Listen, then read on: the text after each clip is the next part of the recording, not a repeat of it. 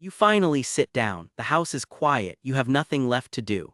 But instead of peace, you feel a sudden cold spike of panic, your skin itches, your mind races. You find yourself checking your email for the 10th time in 5 minutes. You aren't actually looking for a message. You are looking for a reason to stop feeling this way. You've tried the baths, the reading, the mindless scrolling. None of it works because your brain doesn't see this as rest. It sees this as a void. You've spent so long running that you've forgotten how to stand still without feeling like you're falling. You've lived your whole life believing this was just your personality, that you were just a high achiever or perhaps just a bit anxious. But there is a darker mechanism at work here, a psychological trap that has rewritten how you perceive your own value. You are about to see the blueprint. The guilt arrives the moment you stop. It starts as a whisper. You should be doing more, you're wasting time. You look at your phone and feel a surge of resentment toward people who seem to relax effortlessly.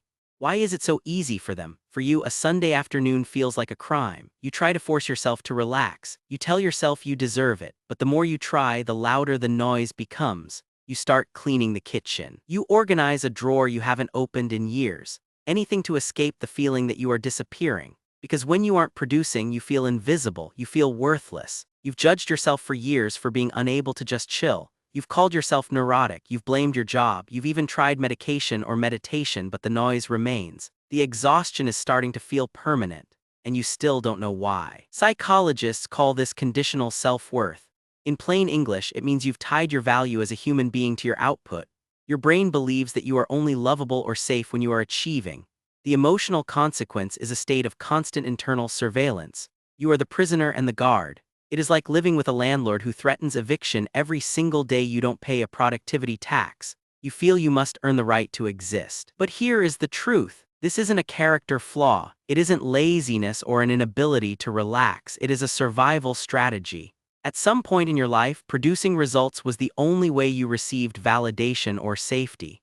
Your brain simply learned the most efficient way to keep you seen. It did its job too well, but this first layer is only the surface. There is something much deeper. Here is what no one told you. Your inability to relax isn't actually a failure of willpower. It is actually your brain trying to protect you. You think the panic you feel when you stop is a sign that you are doing something wrong.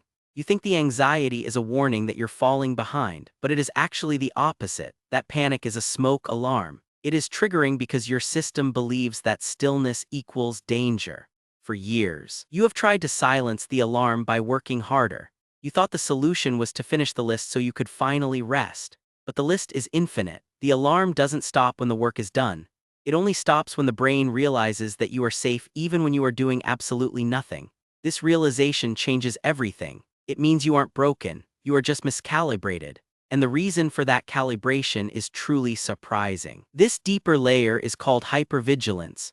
Simply put, your nervous system is stuck in a state of high alert. You aren't just working, you are scanning for threats. The consequence is that your body treats a blank calendar like a battlefield. You cannot relax because your brain perceives stillness as a vulnerability. It is like trying to sleep in a room where you know a predator is hiding.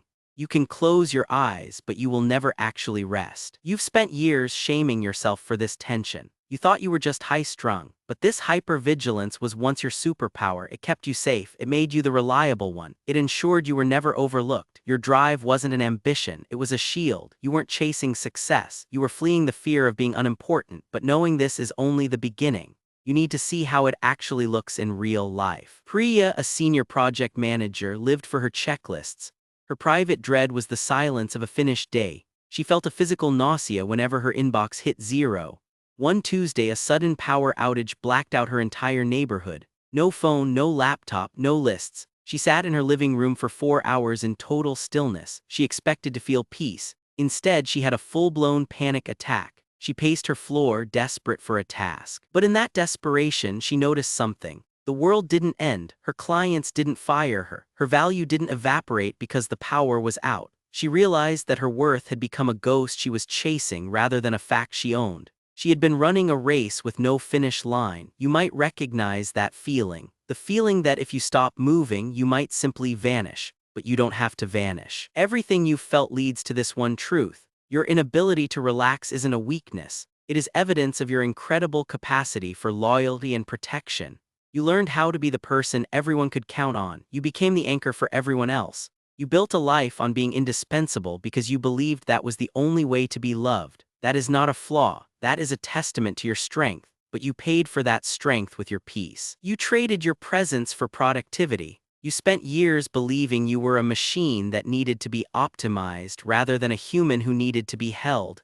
You are allowed to put the shield down now. You are allowed to be unimportant for a while. You have earned the right to exist without a purpose. You are not a list of achievements. You are the person who survived them. This isn't about willpower. It is about re-educating a system that learned the wrong lesson. First, practice strategic boredom. Set a timer for 5 minutes of doing absolutely nothing. No phone, no book. When the panic rises, name it. Tell your brain, I am safe in this stillness.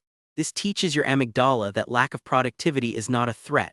Second, use a value shift journal. Every night, write one thing you did that had zero productive value but felt good. Here is why this works. It creates a new neural pathway that associates worth with being, not doing.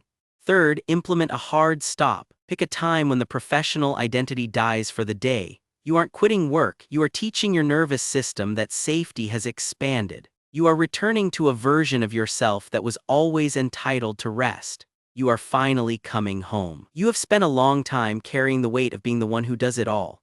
Today, you started to put that weight down. You realize that your value is not a number on a spreadsheet. Next week, I will show you the psychological mechanism of the high achiever's burnout and how to recover before you hit the wall.